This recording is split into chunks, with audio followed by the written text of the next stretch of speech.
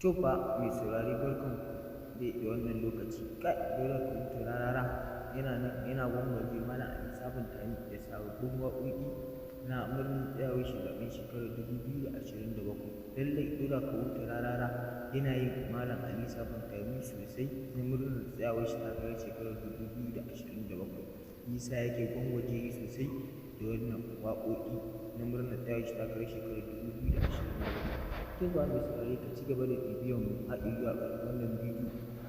Za mu sama wannan waƙoƙin dole ka huta rarara wacce wa malam a lissafin tare shi daidai muna buƙatar ka dinga danna mana subscribe da alamar ƙararrawar sanarwa domin samun ingantattun labaran mu da zarar mun ɗora. To fa mutanen Gombe suna nan suna nuna farin ciki sosai na dole ka huta rarara yana gwangwaje babban malami sosai na wannan waƙoƙi da yake mai murnar tsayawar shi zaɓen shekarar 2027.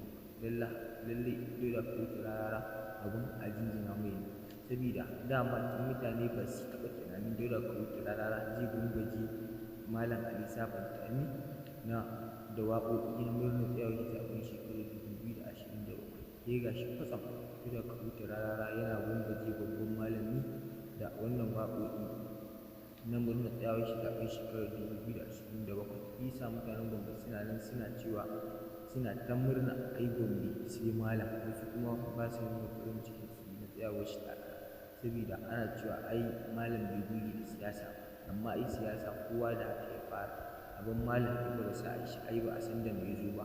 Suna nan suna cewa ai ba sani ba ko zai kawo musu canji mafi alkhairi a cikin wannan gari nasu na Gombe. To fa malam Ali Sabon Tamale kowa ya sani babban malami ne a wannan ƙasa ta mu ta Najeriya, kuma ana ji da malam Ali Sabon Tami a wannan ƙasa ta mu ta Najeriya yana ba wa addinin musulunci gudunmawa sosai, yana sharhi akan abin da addinin musulunci ya hana, kuma yana faɗar abin da addinin musulunci ya ce a yi. Malam Ali Sabon Tamale yana ƙoƙari sosai a cikin addinin musulunci, ta haka abin a jinjina mai ne. Yasa mutanen Gombe suna nan suna nuna farin ciki sosai da tsayawar takarar malam Ali Sabon Tami. Malam Ali Sabon Tamale kowa ya sani yana ƙoƙari sosai musamman ma a wannan gari nashi na Gombe, yana wayewa da al'umma kai a cikin addinin musulunci, kuma yana faɗar abin da addinin musulunci ya hana, kuma yana faɗar abin da addinin musulunci ya ce a yi. Yasa mutanen Gombe suna nan suna nuna farin cikin su da tsayawar shi takarar shekarar 2027. Yasa manya-manyan malamai su ma suna goyon bayan malam Ali Sabon Tami na murnar tsayawar shi takarar shekarar 2027. Wasu kuma ba sa nuna, amma wayanda suke nuna tsayawar shi takarar nan sun fi wayanda ba sa nunawa yawa. Yasa malam Ali Sabon Tami shi ma ya jajirce akan wannan takarar tashi da ya fito na murnar tsayawar zaɓen shekarar